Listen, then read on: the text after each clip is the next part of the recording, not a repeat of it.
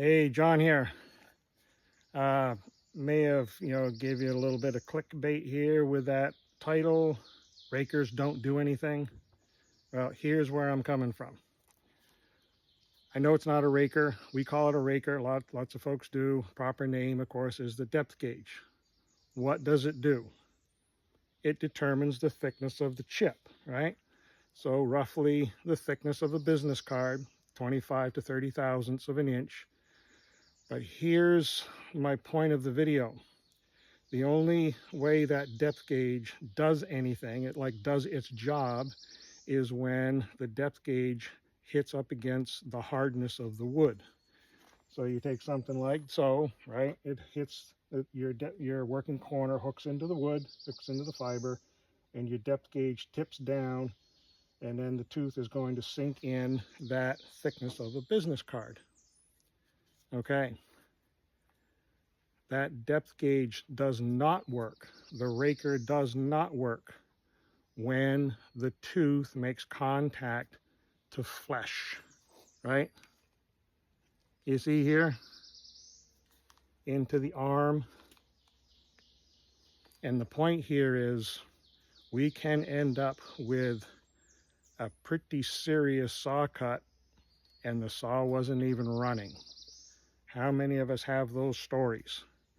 Reached into the back of a truck to grab a tool, the hand hits the chain, gouged into the finger, tripped and fell, hand comes across the saw, hitting that chain, and we end up with some very serious cuts. The one that really makes me cringe, and I've seen this too many times, is someone, typically they're maybe sharpening their saw, and they'll take their hand, I don't care even if it is with a glove on, and they'll move that chain backwards on the bar. Rotate the chain backwards so your hand is going into those cutter teeth. Even with a tool, a piece of wood, don't do that. Do not move body parts into those cutting edges. The shape of that side plate, right?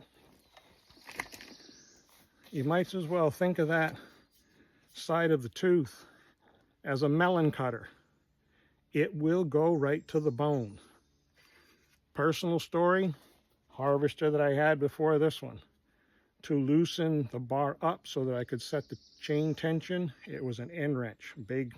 It had a I believe it was 1 3/8 bolt. So it was a big wrench.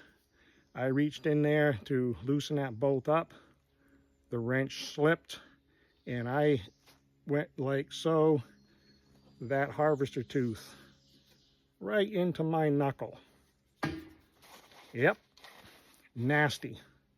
That gouged that thumb knuckle open, and of course, not a big bleeder or anything like that, but had to get that thing cleaned out.